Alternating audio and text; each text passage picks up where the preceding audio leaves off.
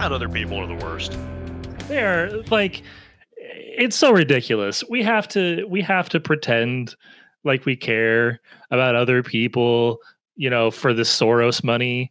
We have to pretend like we actually care about other humans, but the whole time we have Yeah, to deal with them too. It's fucking yeah, insane. exactly. Like I can handle this little dog and pony show that we put on where we pretend to be empathetic and care about our fellow human being. Like I can do that, Yeah. but adding that other layer on top of it's just too much. It's just too much. It's too fucking much. Um They're eating the dogs. The people that came in, they're eating the cats. Cover your ears, Sadie. Cover your ears. wow. Eating dogs and cats. That shit right there. Couldn't tell you how long ago that was. Because my whole concept of everything is a cocktail. That was it's way closer than I want to remember, I'm sure. I feel like that was September 2024. It feels like a gosh dang lifetime ago. Like I think it was August or September because it was in the debates. Yeah. And it was just before JD Vance also had a big just meltdown at the VP debate. So I feel like it might have been August. I think the VP debate is September usually. Yeah, that sounds about right. And at any rate, it seems almost like quaint compared to where we are now. Quaint in a way, but there's definitely no way in the world that we would be here in the exact moment that we are without that rhetoric, without that constant stream of demonization. Othering. Yes, this othering, this exotification of people that literally we absorb so much of their culture every day as just part of just normal life, just being around people that speak Spanish, people that are from Mexico or from southwest part of America. It's just there's the integration of Central America, South America, Mexico, indigenous people from Western United States. Like what we commonly see is that kind of archetype of Latin American person, right? Like the integration of those cultures into our own is it exists in so many different places. So to go out of I guess this quote was actually about Somalians, to be honest with you, but the target obviously so often is I don't know. It's so often is people from Latin America, but that constant othering was absolutely required to build up to even beyond what Trump did in his first term, which is incredible. You couldn't just jump in to where we are today from even just the day before the inauguration to this term. Like there's so much this steady stream of normalization of the shit that's going on and otherization of the enemy, whatever enemy du jour it is. I mean, it's predominantly Latin American people. The end of the day, it's all about racism, and so anybody browner than a manila envelope is going to be a primary target. Yeah. But the in group is always going to get smaller. It's like it always works this way historically. It's just concentric circles going downward as you eliminate token after token. Right. Yeah, absolutely. The definition of whiteness and appropriate by proxy it changes so much. It has changed so much throughout history. And once you get rid of everything that is clearly not in whiteness, then the only thing that's left is to start chipping away at whiteness, and they will exclude all the way down to themselves. Like these fascistic minded people, these the Stephen Millers, Donald Trump. If you got it down to where it was just Trump and Miller, that was the only two people in the in group, they would still carve a line between them. Yeah, yeah, yeah. I think Tool has a song about this. We might touch on that topic if I recall. Yeah. Well, I Mhm. mean, like even Hitler wouldn't have made it into the final version of the club that he was trying to found. He didn't Mhm. fit in with the blonde-haired, blue-eyed, perfect Aryan race specimen. Right. Right. Yeah. Yeah. Especially not with that mustache. Yet another thing they stole from us. Like nobody'll ever be able to have a Charlie Chaplin mustache again. It's Just Michael Jordan. completely dead in the water. Michael Jordan's the only Ugh. dude that's been able to pull it off at all. Dude, I mean, it's debatable. Even in the absence of that historical context, it's still Yeah. fucking debatable. Just Yeah. because it wasn't a good look. Yeah. True. True. Then maybe that's just me because I fucking hate Michael Jordan. I'll go out there and go ahead and say that. I'll be that guy. I fucking hate Jordan as a Yeah. player and a human being. He's Uh, awful. He's atrocious. I But love him as a player, man. I think well, I mean, as a ball I player, do like he clearly fit into that society very well and was a good player. Obviously, like there's no absolutely. I mean, question whether he's the goat or not. I guess some people can argue about. I would say that like that's just like a moving scale based on what what time period you're looking at, because there's definitely a period where he's playing with people that at other times would have been the goat until he comes along, and then there, yeah, and the game changes so much. It's those kinds of conversations I think absolutely. are relevant, but like as a person, uh, as a kind of a fucking kind of sleazy dude. I don't know. I have Yeah. appreciation for his gambling addiction though. He's just very open about it. I mean, he does love flinging some money around. There is Oh, no absolutely. doubt about that. Betting Unless on it's to tip anything. somebody. He will lose ginormous amounts of money without thinking twice. I damned if you ask him to like someone appropriately. Like Mhm. he is Mhm.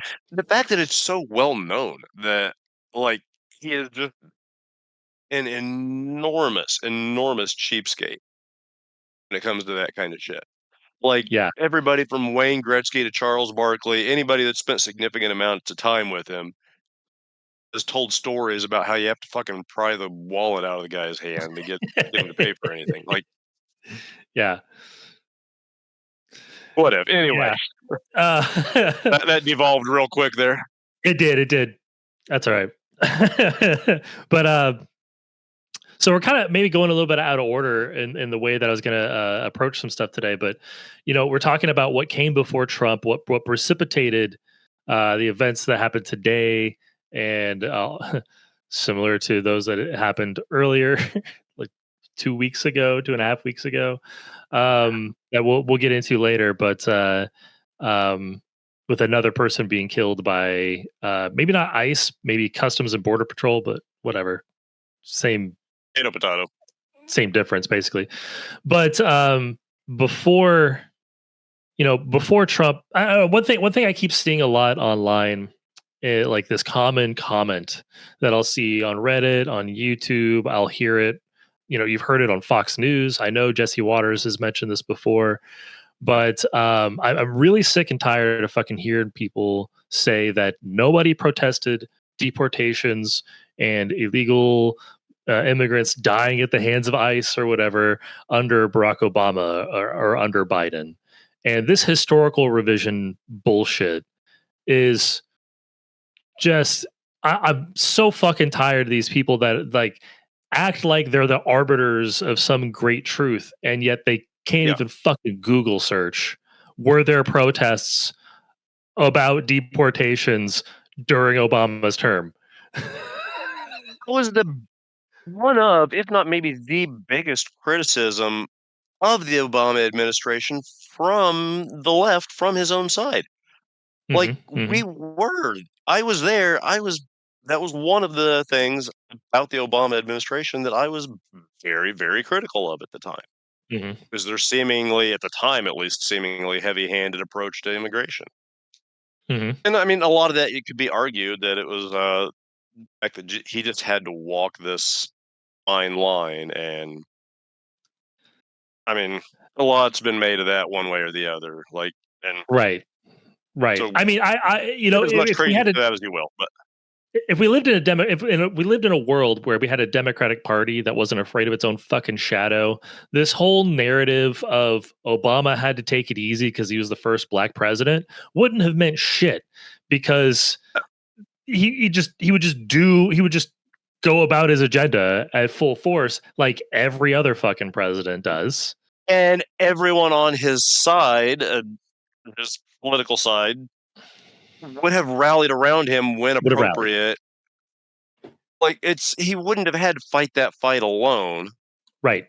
Exactly. Exactly. He would have had other people of color in positions of power, including some of those who supported him facing when he faced those kinds of racist attacks that were a part of the previous administration, including the president that was the head of that previous administration, would have supported him politically.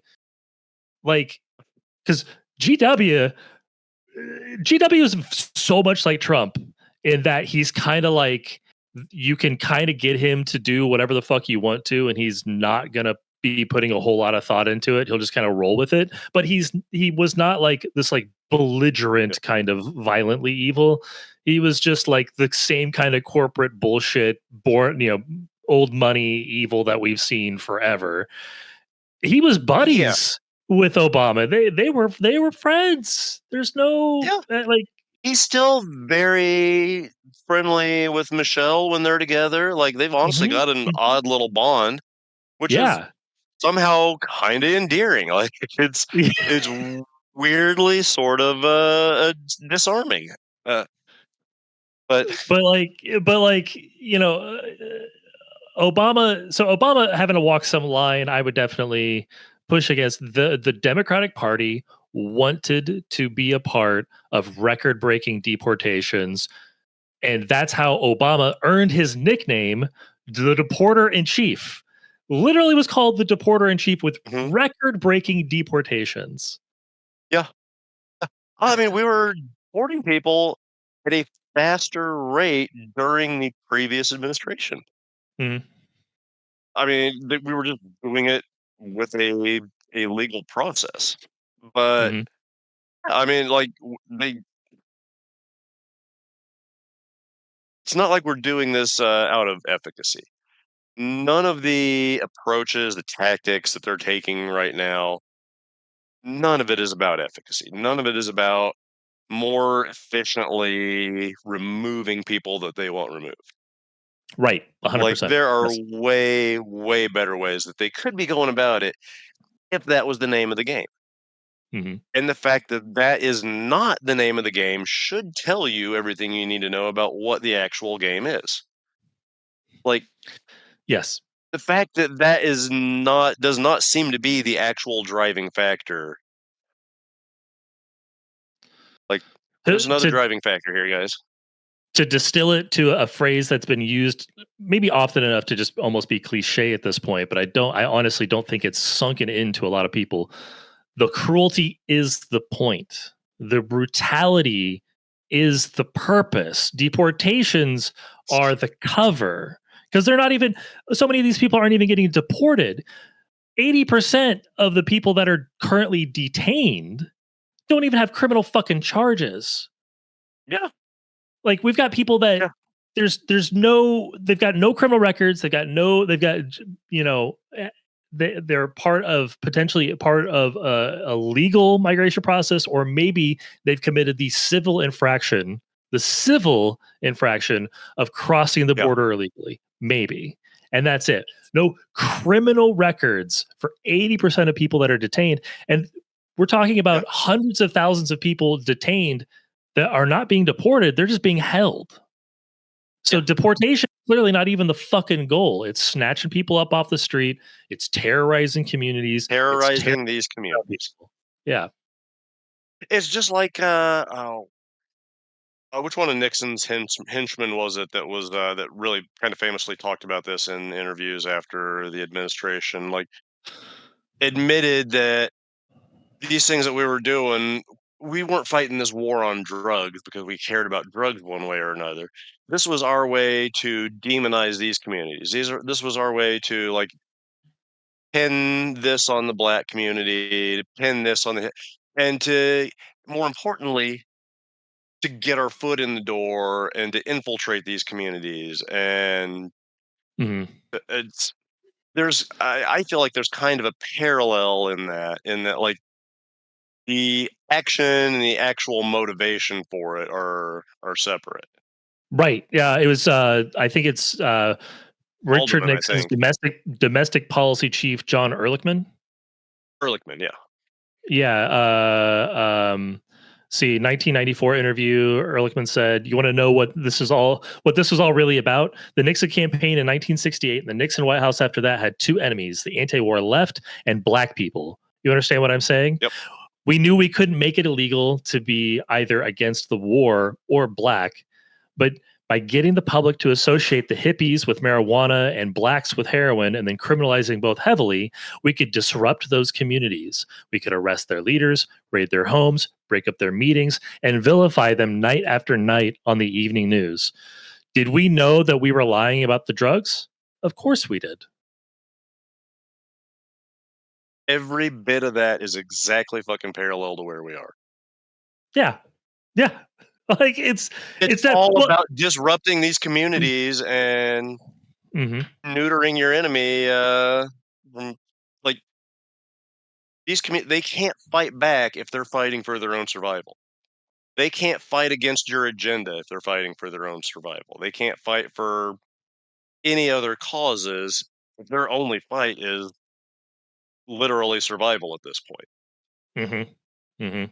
Like everything There- else they could be doing that could be causing problems for the powers that be aren't being done because they have to worry about this. Like, and it's directly tied to what's going on with Venezuela. It's directly tied with the threats of action in Mexico as well, because many of these detainees that are picked up by ICE or CBP, they are also like these people are subject to questioning about basically trying to gather intelligence for future operations that could be happening outside of the country. Somebody's uncle, somebody's cousin is a known drug trafficker or something like that, but they have no affiliation with them, came into the country even potentially legally, and finished every single step. They're still going to be interrogated. That information, they're trying to extract that information from people. There's reports coming out about that increasing over the last couple of months. um, mhm. and so like the brutality is multifaceted. There's an expression of white supremacy at home, and then there's the Don Roe doctrine and the enabling of the On complete road dog. hegemonic control over North and South America, and of course the that branch between Back to Central those America that we spheres somehow of exclude from influence North again. America. I don't know. Yeah, the sphere of influence thing again. Yeah, which I got a little bit of that. Maybe we can get into later as well. But it's Oh yeah. you know, eh, it yeah, the cruelty is so much the point, or else they could. I mean, fucking listen. Biden had no problem continuing Title 42 expulsions for 2 years, 2 years, which is twice as long as Trump had it. Right. This is the expansion of booting people out of the country at an expedited fashion. Um, you know, Biden campaigned against it and still kept that policy, and people protested against it. And so, like, this is all enabled by so much of this is enabled by Democrats, and it continues to be enabled to this moment by Democrats in a lot of ways too, with Schumer constantly talking about how, oh, things seem really bad right now with ICE, and I think we got to give them more money for training. And Yeah. there are Republicans that when I run into them at the gym, they don't really like that Renee Good was murdered. They're not fans of it. Well, these not on a unnamed moral ground. Republicans. Most of them because it doesn't look good. The ones that are the conservatives that you're talking to that don't like this, don't like it because they give two shits about this woman, by and large. And I'm Mhm. generalizing pretty broadly here, but it's more the fact that they just don't like the optics of it, and it makes them look bad, and it makes them feel weird about who they're associated with. Mhm. It's Mhm. not about some high-minded principles or anything like that. Yeah. Like, they Surprise! It's not probably about all are high-minded under their principles. breath muttering the same thing that fucking douchebag that shot her was muttering. Jonathan Ross. Yeah. Yep. Yeah. Because you know they're Uh, quietly cheering this shit on. oh, absolutely, absolutely. Yeah. I mean, the cruelty is so much the point, and you know, not content to just hope for some kind of stable economic environment like Pelosi was, some environment with which to do a lot of insider trading. Republicans writ large are looking for absolute domination, complete Yep. control over the natural resources of the areas around us, and to the extent also where they're fine with just throwing away um, any sort of like global order, any sort of Off like power. any kind of allies at all, including Canada, who were threatening like 100% tariffs against if they interfere with our negotiations for Greenland, and like Because Mark Carney fucking just absolutely dressed Trump down and made hmm, him look like an idiot, which is granted easy to do, but very he yes. gave a very, very pointed speech on the world stage, Hmm. and that clearly ruffled ruffled Trumpy Poo's feathers.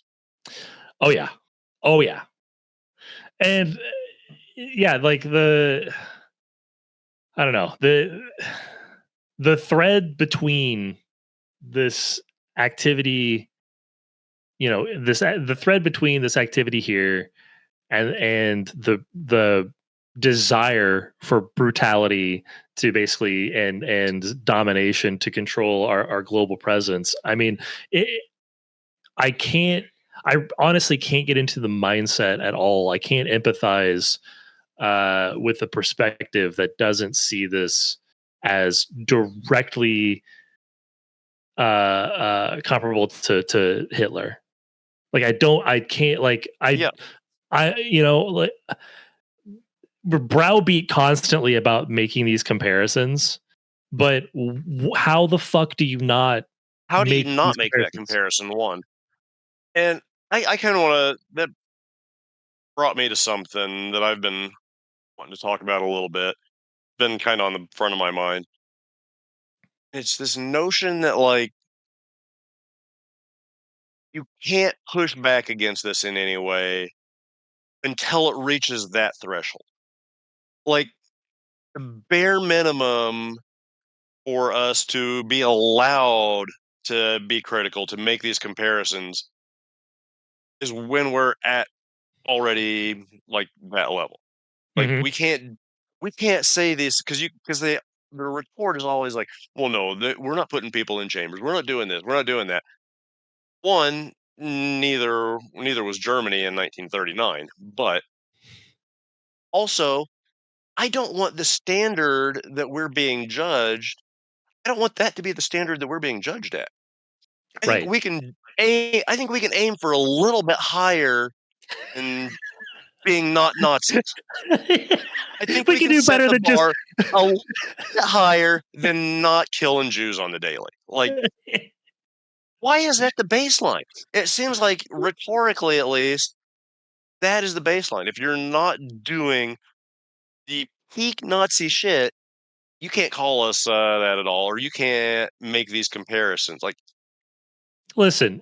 asinine to me, and it's always been that way. Like, whether it's talking about Nazis now compared to the Trump administration, or whether it was talking about like during the Bush administration, like whenever you tried to bring up something bad that we were doing, like if you tried to tell somebody on the idea that what was going on at Abu Ghraib was horrible, the retort was always like, "Oh, well, they're stoning people in the street. They kill gay." Like, hey, yeah, And that's really bad.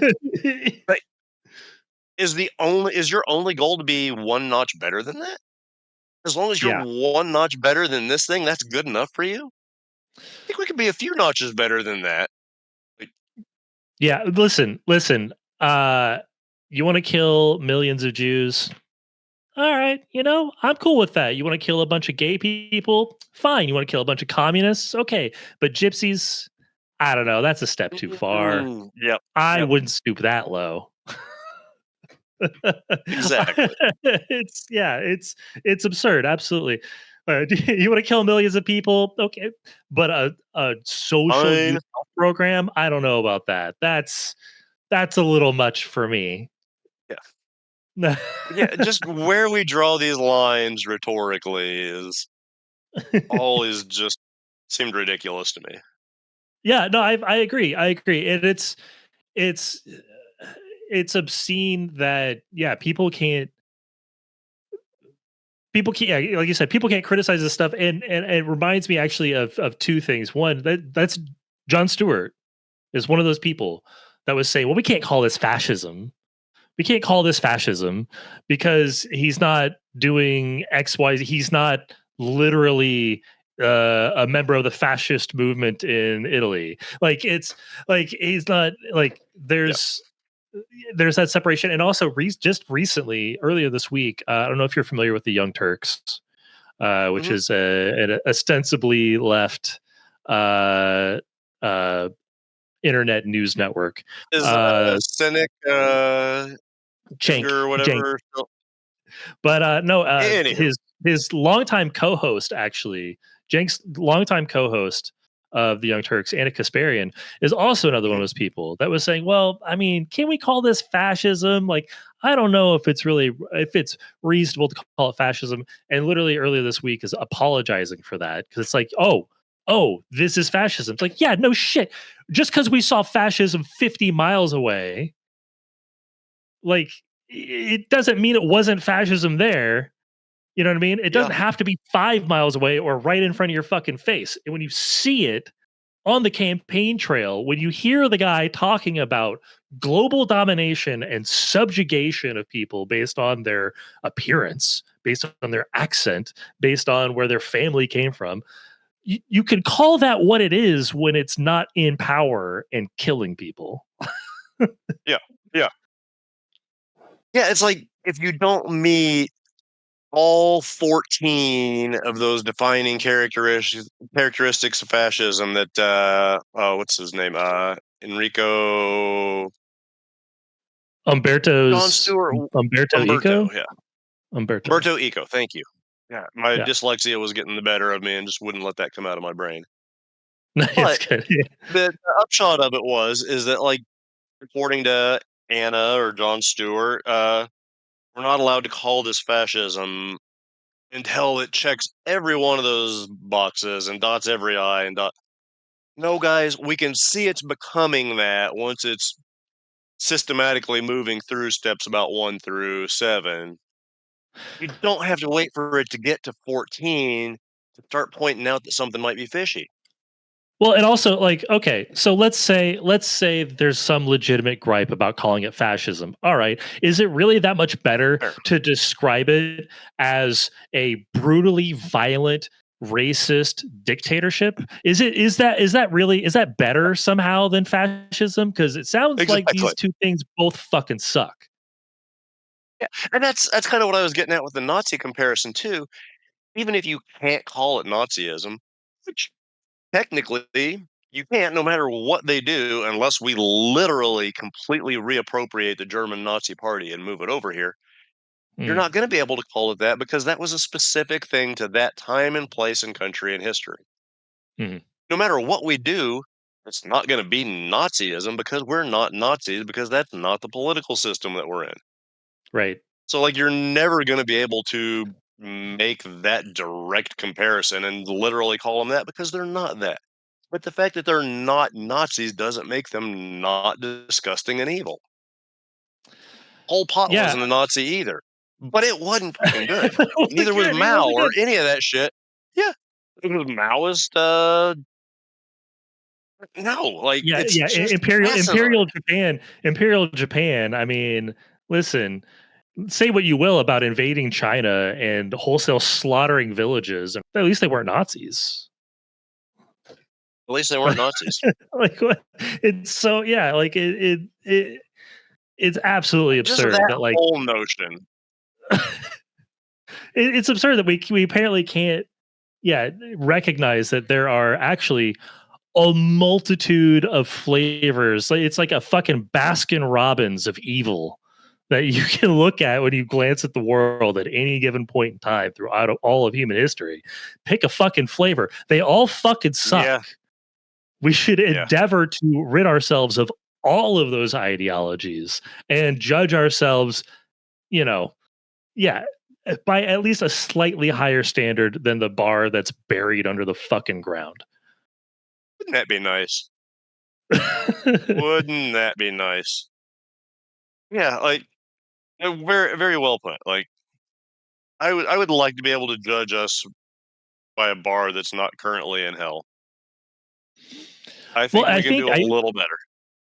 I think that honestly, some of that, at least in our politics, definitely comes from this constant back and forth between the Democratic Party and the Republican Party, trading power, trading rhetoric, sometimes trading constituents, sometimes trading entire messages, sometimes getting into Sometimes trading members.